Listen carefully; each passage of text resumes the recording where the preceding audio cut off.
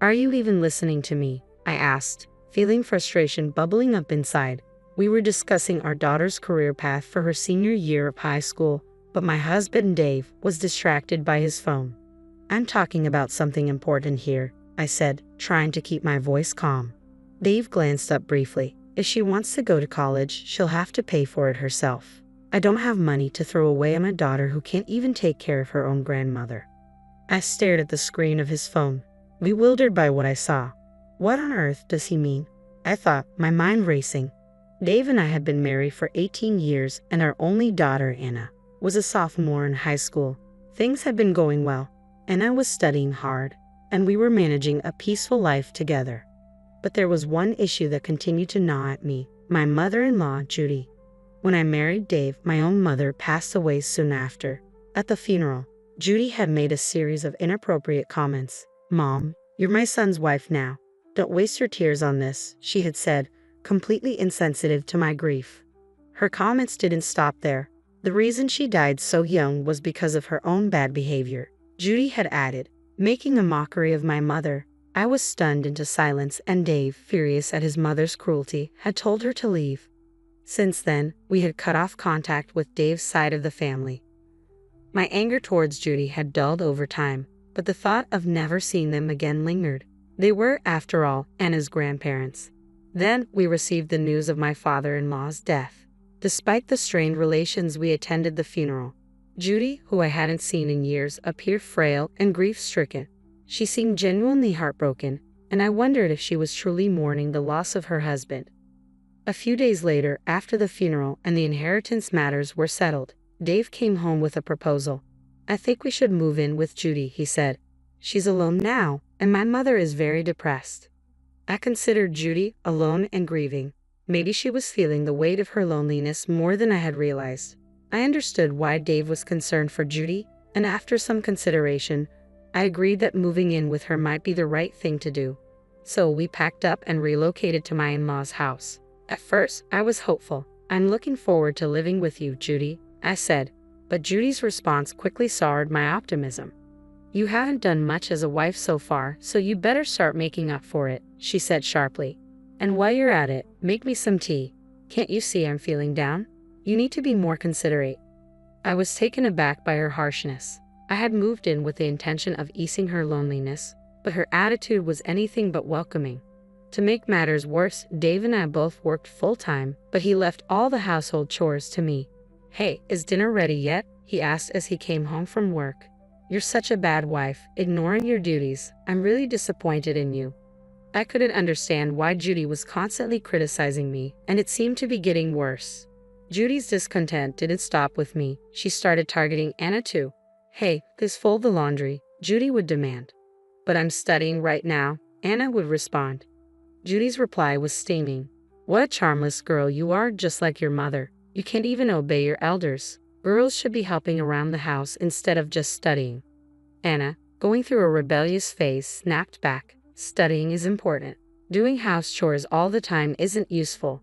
Judy's frustration boiled over. "You're such a useless child." The tension between Judy and Anna escalated rapidly, and the situation grew increasingly strained. It was clear that the relationship was deteriorating fast. I found myself regretting our decision to live with Judy, questioning why I had agreed to this in the first place. Meanwhile, Dave was gradually being swayed by Judy's influence. "Welcome home, honey," Judy greeted him as he walked in. "Let me take your bag and jacket. You should sit and relax." "Thanks," Dave replied, settling into a chair. Judy turned to me with a disapproving look. "It's a wife's job to serve her husband," she said. "I'd like to teach Clara how to be a good wife, but it's difficult when she's unmotivated and doesn't take me seriously." I could hardly believe what I was hearing. Dave, under Judy's influence, defended her whenever she lied or complained, ignoring what Anna and I had to say. "Clara and Anna are always harassing me," Judy complained. "Please do something about it." "That's disgusting," I said. "I've never harassed her. She always crumples up my laundry and treats me terribly," Judy continued. "I've never done that," I protested. "She's the one who complains and harasses me constantly." "How dare you talk like that?" Judy snapped. "You're not being a good wife at all. It's all thanks to me that you're able to live comfortably. You know that, right?" Dave, believing Judy's lies, began to lash out at me and Anna. As this turmoil became a regular occurrence, Anna was about to start her senior year of high school. The situation reached a new low on the day of a parent-teacher conference at her school. I made it a point to attend every parent-teacher conference and always kept Dave informed about what was discussed. That evening, we were in the living room after dinner, discussing Anna's college plans. Anna's considering several colleges with strong programs in her field, I said. Her teacher mentioned that if she's set on this particular college. Are you even listening to me? I interrupted, noticing that Dave was absorbed in his phone. He didn't look up or show any interest just like he had been last year. I'm talking about something important here, I persisted. Shut up, Dave retorted. If she wants to go to college, she'll have to pay for it herself. I don't have money to waste on a daughter who can't even look after her own grandmother. I was taken aback by his response. What are you talking about? What do you mean, stupid? I don't have any money of my own, and you're being incredibly irresponsible. You have some nerve relying on me for money when it suits you. Dave snapped. You're just like your mother. I wonder how she raised you to be so entitled. My daughter, Anna, who had been listening, confronted Dave. His anger flared up, and Judy chimed in, taking Dave's side.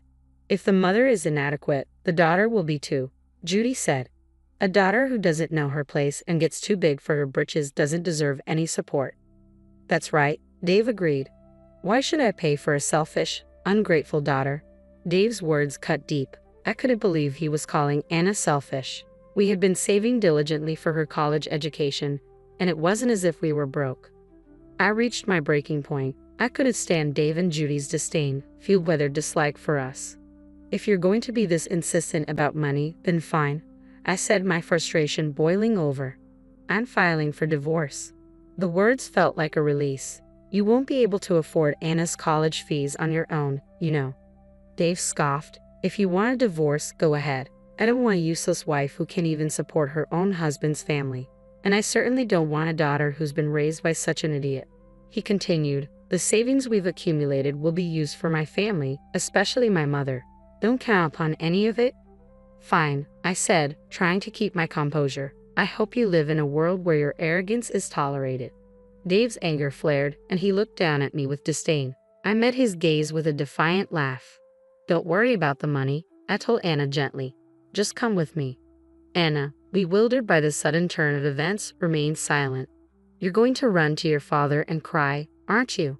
I continued. He must be so annoyed that you depend on him at your age. But I guess it's not surprising since he raised you to be his idiot daughter. I added, you get angry when people speak badly about your family, yet you're quick to judge others. You're so contradictory. When Anna heard my words, she seemed to come to a realization. Let's go now, Anna, I said. Okay, Mom, I'm coming with you, she replied. So Anna and I left my in-laws' house and decided to stay at my parents' place for the time being. A few days later, I instructed my lawyer to move forward with the divorce and sent a certified notice to Dave. Not long after, Dave showed up at my parents' house. What are you doing here? I asked, opening the door. I'm so sorry. I apologize sincerely. Dave pleaded. I don't want a divorce. Please come back home. He looked at me with a pitiful expression and tried to cling to me. I was stunned by his audacity. I had already suspected that our joint savings were dwindling. When I requested a background check from the credit card company, I discovered that Dave had been spending money at a club, entertaining hostesses. It seemed he had been preparing for the divorce in secret. Dave was known at the club as a customer that hostesses avoided. In his desperation, Dave had proposed to one of the club hostesses, claiming he wanted to marry her. I'm going to divorce my wife, so marry me, he had said. What are you talking about? The hostess had replied, clearly uninterested. I truly love you and can make you happy, Dave insisted. I'm not interested, she had said, rejecting his proposal. When Dave's advances were repeatedly turned down, he became a nuisance. Eventually, he was banned from the club, and his contact information was blocked. Still undeterred, Dave waited near the club, hoping for another chance. I'm serious, he pleaded. Please just listen to me. I have to go to work now, the hostess said firmly. Please, I need to talk to you, Dave persisted. I'm in a hurry, she responded, leaving him behind. When Dave attempted to speak with the club hostess directly, she rejected him coldly. His persistent behavior did not go unnoticed. His colleagues at work began to shun him. When his boss learned about Dave's nighttime escapades, he was summoned for a serious discussion. "I hear you've been stalking a club hostess," the boss said, clearly unimpressed. "I'm not too fond of that kind of behavior." Dave, still fixated on his pursuit, responded, "I'm serious about our relationship and thinking about marrying her. I really love her." "I understand your feelings," the boss replied, "but I'm not sure she shares the same intentions. If you speak with her properly, she might understand." "Well, to begin with, I thought you had a wife and a daughter," the boss continued, looking perplexed. "My wife and I are getting a divorce," Dave said dismissively. "Both my wife and daughter are annoying. They're making a fuss about college, while the hostess is far better than my selfish wife and daughter." The boss was taken aback by Dave's shallow reasoning. "What on earth are you thinking? As a husband, you should consider your wife's position." "I did," Dave insisted. "But my mother?" "You only listen to your mother," the boss cut in. "If you're a husband, you should also listen to your wife. Besides, you don't take your daughter's college aspirations seriously but are all in for another woman. How can you think that's acceptable as a father?" "You better get your act together," the boss warned. "Yes, sir," Dave replied, shaken by the confrontation. As a result of his behavior, Dave was demoted and faced a pay cut, a stark consequence of his actions. I sent Dave a certified letter demanding a divorce, custody of Anna, a division of property, and reimbursement for the money he'd spent on the club for alimony. "I'm really sorry, I was wrong. Let's start over," Dave pleaded when he received the letter. "Even if we don't divorce, you still owe me for the money you spent behind my back," I replied firmly. "What?" Dave was taken aback by the mention of the money. I could see his surprise was more about the financial burden than any genuine desire to reconcile. His reluctance to pay and his insincere offer to make amends showed that he had no real intention of making things right. With a sigh of frustration, I said, "I manage all the house chores, look after Anna, and take care of your own mother. I can't possibly go back to someone like you, who decides our future based on whims and then plays around with younger women." Dave stammered. I made it clear that there was no chance of reconciliation. Just then, Anna came around from the back of the house. "I'm really sorry," Dave said, turning to her. "I'll be a good father. Let's start over." Anna looked at him with cold disdain. "Do you have any idea what I've been going through these past few months? If you think a simple apology can fix everything, you're mistaken. Just because I'm in high school doesn't mean you can belittle me." A father who jeopardizes his daughter's future while spending money on other young women is both creepy and gross. Dave was visibly shocked by Anna's harsh rejection. He slumped his shoulders and left, completely defeated. Soon after, Dave fell into a deep depression, unable to cope with the gravity of his situation. "I've grown weary of middle-aged men who blur the lines between reality and fantasy." Dave's persistent attempts to reconcile were futile. Even the hostess he pursued rejected him. Eventually, Dave accepted the terms and paid the fees I claimed. The money he spent on the club and the alimony was covered by my ex-father-in-law's inheritance, but it wasn't enough. The remaining balance was paid in installments. The monthly alimony and child support payments became a struggle for Dave, especially after his pay cut at work. After the divorce, Judy came to visit me at my parents' house. "You've made my life so difficult," she said, her voice sharp. "I've forgiven you, so you should forgive my son and come back home." Judy's accusations and screaming at the front door left me exasperated. I was fed up with my selfish mother-in-law who always looked down on me. I called Dave, who rushed over to pick up Judy. "Mom, what are you doing?" he asked, bewildered. "I'm telling your stubborn wife to get her act together," Judy replied, still fuming. "I'm not his wife anymore," I said calmly. "I have a record of everything you've said to me while we lived together, and I can file for additional alimony if you keep this up." "Are you even listening to me?" Judy retorted, her anger rising. "How did you speak to me like that?" she snapped. "That's enough," Dave finally interjected, his patience wearing thin. "You're putting me in a difficult position, Mother." In a fit of anger, Dave decided to put Judy in an institution. With the alimony, child support payments, and facility costs, Dave's financial situation became increasingly strained. Another challenging month passed. Dave now had to manage all the house chores alone and face a lonely existence. Meanwhile, Anna and I were finding peace at my parents' house. She focused on preparing for her college entrance exams despite the chaos. "Here's your dinner," I said, handing her a plate. "Why don't you take a break?" "Thanks, Mom," Anna replied, her eyes brightening. "I was just starting to get hungry. I'll eat now." "You're working hard," I said, "but don't push yourself too much."